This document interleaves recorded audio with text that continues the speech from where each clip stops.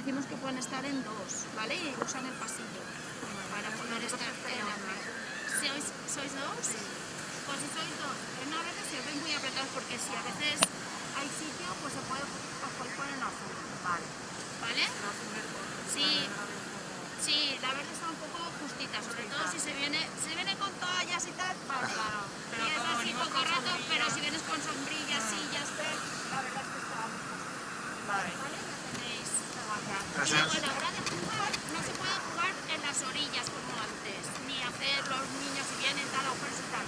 Y con balón y todo eso tiene que ser la parte de atrás o dentro del agua con mucha distancia también. Dentro del agua sí se puede, con distancia. ¿Vale? Muy bien. Pues vale, a disfrutar. Gracias.